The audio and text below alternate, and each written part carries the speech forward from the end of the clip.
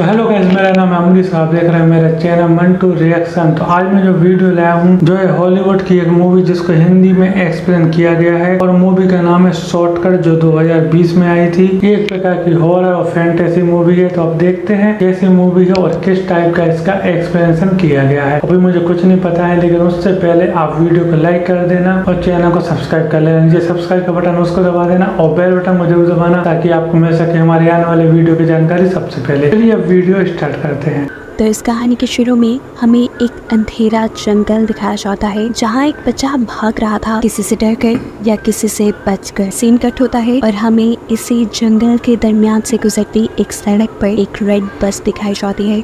थोड़े ही आगे जाने पर इस बस को एक दरख्त की वजह से अपना रास्ता ब्लॉक मिलता है, इसलिए इस बस ने एक दूसरा रूट ले लिया, ये जाने बगैर कि आगे कोई खतरा भी हो सकता है। वहाँ पर हम कुछ स्केलेटन भी देखते हैं और आगे जाने पर सारे दरख्त भी इर्द गिर्द से खत्म हो चुके थे। अचानक ही धुंध ने चारों तरफ से उन्हें घेर लिया था। बस में बैठे हुए बच्चे भी डर कर बाहर रोड की तरफ देखते हैं क्योंकि एकदम से ही ड्राइवर को बस रोकनी पड़ी थी। उसने नीचे उतर के देखा तो सामने एक मरा हुआ हिरन था, जिसे वो ठिकाने लगाते ही जैसे ही पीछे मुड़ा तो एकदम से शॉक रह गया। अगले ही मिनट जब वो बस में दोबारा चढ़ा तो हमने देखा कि उसके पीछे कोई आदमी था जिसने बस ड्राइवर को गन पॉइंट पर लिया हुआ था। वो सब बच्चों को भी धमकी देकर अपनी सीट्स पर बैठने को कहता है। सभी उसकी बात मानने लगे और एकदम से इसी बस में बैठे हुए एक बच्चे को याद आया कि उसने न्यूज में इस आदमी के बारे में पढ़ा था। वो एक सीरियल किलर था और अभी कुछ ही दिन पहले जेल से भागा था। सिर्फ यही नहीं, डरा देने वाली बात ये भी थी कि ये आदमी सिर्फ टीनेजर्स को ही मारा करता था। ये कह लें कि वो एक साइकोपैथ है। इस आदमी के कहने के मुताबिक ये लोग सब करते रहे। इन्होंने अपने फोन भी विंडो से बाहर गिरा दिए और ड्राइवर अपनी बस चलाता रहा और चलते हुए ड्राइवर ने एक और साइन बोर्ड मिस कर दिया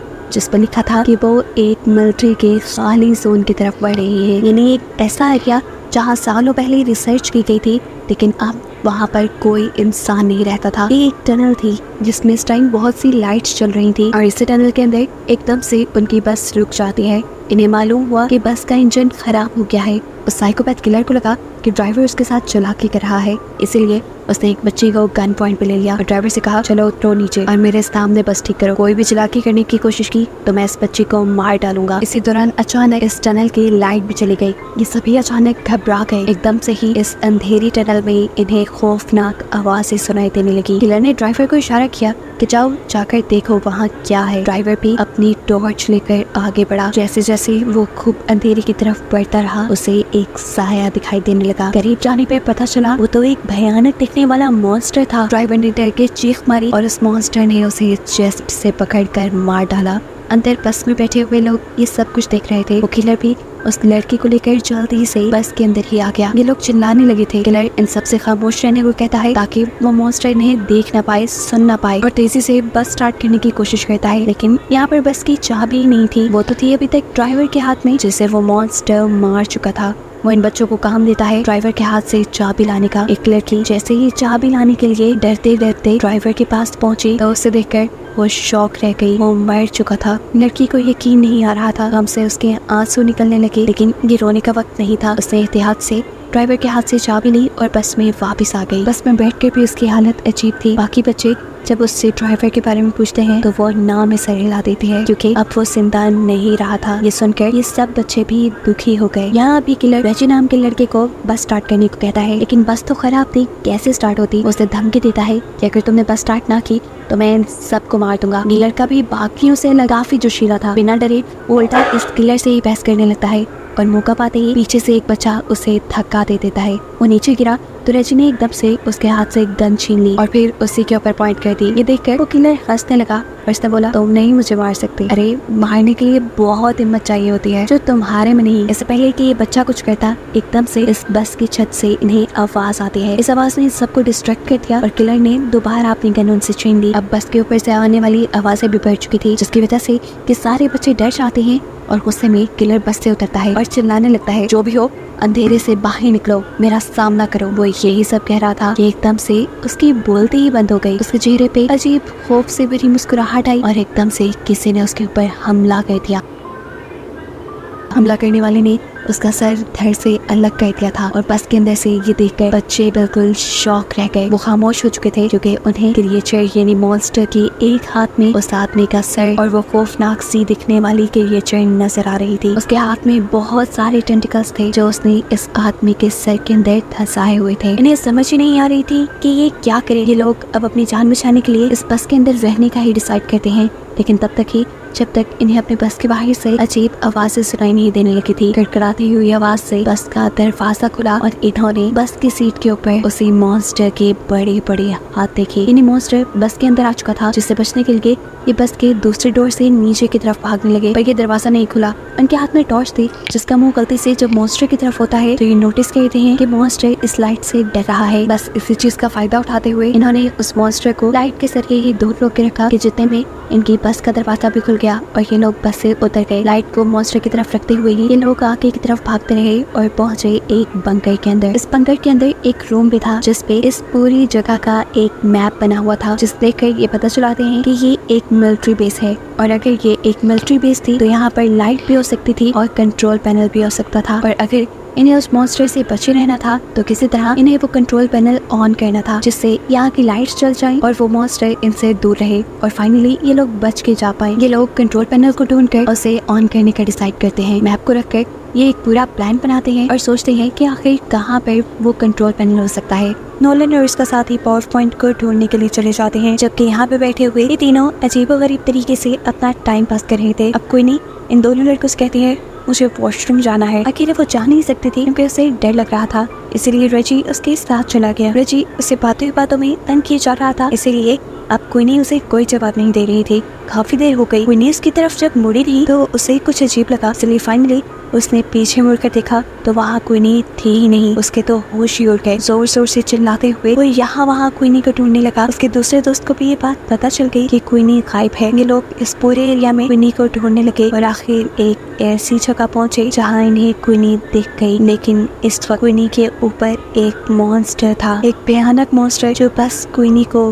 गर्दन पे काट कर खाने ही वाला था। क्वीनी की अपनी हालत तो जैसे बेहोशों की तरह हो गई थी। यहाँ पर रेजी उस मॉन्स्टर को फायर दिखाकर उसे डिस्ट्रैक्ट करता है, जबकि उसका दूसरा दोस्त उसके नीचे से क्वीनी को निकालने में कामयाब हो गया। क्वीनी और वो दोनों तेजी से आगे की तरफ बचकर भागने लग जाते हैं। ये सोचे बगैर कि रेजी तो उनके पीछे है ही नहीं। असल में लड़की के हाथ से मिसाल इस मॉन्स्टर ने गिरा दी थी और वो नीचे पानी में गिर कर बुझ गई और अब मॉन्स्टर बस उसके ऊपर हमला करने ही वाला था। उसके मुंह से अजीब सी चीजें निकल कर रेजी के मुंह पे गिर जाती हैं और ये खून था। क्वीनी और उसके दोस्त ने आकर जब रेजी को देखा तो उनके होश ही उड़ गए। ये लोग तो अब कुछ कर भी नहीं सकते थे और इससे पहले कि ये मॉन्स्टर रेजी को खा जाता एकदम से यहाँ लाइट आ जाती है, जिसकी वजह से मॉन्स्टर डर कर रेजी को छोड़कर चला जाता है और ये लोग समझ जाते हैं कि इनके दोस्तों को आखिर जनरेटर मिल ही गया। यहाँ नोलन और उसके साथी जिन्होंने ये जनरेटर ढूंढकर ऑन किया था उन्हें ही पास में एक कमरा मिला जिसमें एक डेड बॉडी पड़ी हुई थी और साथ ही बहुत सारी पिक्चर और नोट्स भी थे। इन नोट्स में सिर्फ इसी क्रिएचर के बारे में इंफॉर्मेशन थी। ऐसा लग रहा था कि जैसे किसी ने इस क्रिएचर के ऊपर बहुत रिसर्च की है और फिर जैसे वो इसको मारने में कामयाब नहीं हो पाया। खैर ये सब पढ़ना इनका पॉइंट नहीं था। इनका पॉइंट था कि ये जल्द ही सेफली इस कार से निकल जाए, इसीलिए ये पीछे की तरफ मुड़ते हैं तो इन्हें दूर से एक अजीब सा शैडो दिखाई देता है। ये दोनों डर गए। इन्होंने सांस तक रोक लिया क्योंकि आने वाला मॉन्स्टर भी हो सकता था, पर मालूम हुआ कि ये कोई मॉन्स्टर नहीं बल्कि उसके तीनों साथी थे जिनको देखकर ये खुशी से उनके पास चले गए। ये खुशी सिर्फ एक पल की थी क्योंकि अगले ही पल उन्होंने क्वीनी की गर्दन पे एक निशान देखा।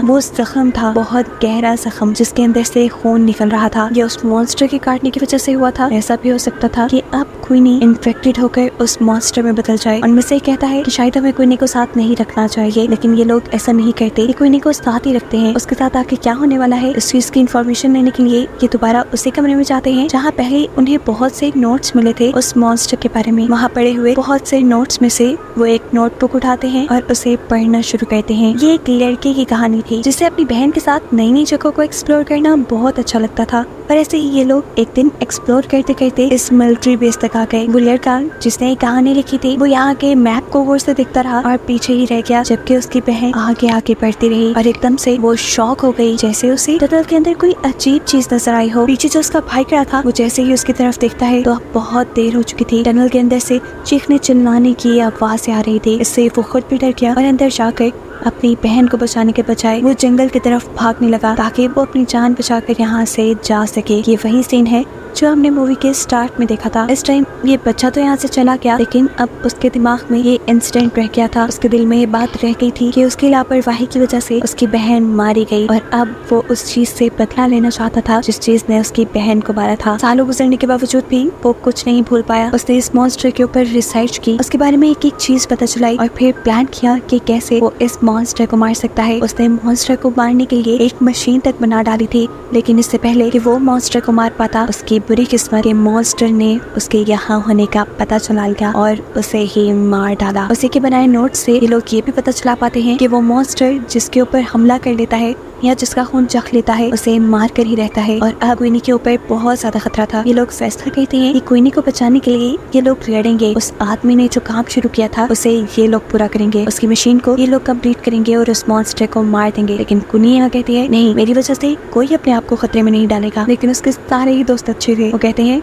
नहीं, हम सारे यहाँ से जिंदा ही बचकर निकलेंगे। ये सोचकर ये सभी एक दूसरे को गले लगाते हैं और फिर एक साथ अपने प्लान पे वर्क करना शुरू कर देते हैं। कुछ देर की मेहनत के बाद ये लोग उस आदमी की बनाई मशीन को मुकम्मल कर भी लेते हैं जो अब पूरी तरह काम कर रही थी। ये देखकर ये लोग बहुत खुश हुए, लेकिन अभी मेन काम बाकी था, उस मॉन्स्टर को इस मशीन के सामने लाना, जिसके लिए ये लोग एक ट्रैप बनाते हैं। क्वीनी के खून से भीगे हुए कपड़े ये लोग एक खाली जगह पर रख देते हैं ताकि उसे सूंघते हुए वो क्रिएचर वहाँ तक आ जाए। थोड़ी दूरी पर उन्होंने क्वीनी को भी खड़ा किया हुआ था ताकि मॉन्स्टर सही जगह पर आए और ये लोग फिर लाइट जलाकर उसे मार दें। इनके प्लान के मुताबिक वो मॉन्स्टर इनके सामने आया भी। खुशबू सूंघते हुए उसने क्वीनी के कपड़े भी उठाए, लेकिन ये क्वीनी नहीं थी। वो जान गया था ठीक इसी टाइम पर नोलन को वो ट्रिगर नीचे करना था, लेकिन बदकिस्मती से वो ट्रिगर फंस गया और ऐसे मॉन्स्टर क्वीनी को ढूंढते हुए उसके पीछे आ गया। इससे पहले कि वो क्वीनी के ऊपर हमला कर देता, ठीक वक्त पर वो लोग उस मशीन का ट्रिगर ऑन कर देते हैं और बहुत सारी लाइट उस मॉन्स्टर पे पड़ने पर मॉन्स्टर क्वीनी को छोड़ देता है। क्वीनी और उसकी दूसरी साथी तेजी से भागते हुए टनल से बाहर निकल आते हैं और यहाँ बेटी का साथी तेजी से भागते हुए उस मॉन्स्टर के पेट में स्टैब कर देता है। लेकिन इनकी बदकिस्मती कि उनके इस वार ने मॉन्स्टर का कुछ नहीं बिगाड़ा था। अब इन लोगों के पास बस यही हल था कि ये लोग अपनी जान बचाकर यहाँ से भागे। हाथों में मशाल लिए ये लोग बाहर की तरफ भागने लगते हैं, लेकिन अब मॉन्स्टर इनके पीछे पीछे था। दोनों लड़कियां तो तब की टनल से बाहर निकल गई थी। टनल से बाहर निकलते ही उन्होंने सुकून का सांस लिया और पीछे देखा जहाँ अभी तक उनके दोस्त नहीं आ रहे थे और अब उनके सामने मॉन्स्टर भी खड़ा था। डर से ये लोग कांपने लगे, लेकिन मॉन्स्टर बाहर नहीं आया क्योंकि बाहर रोशनी थी। इतने में ही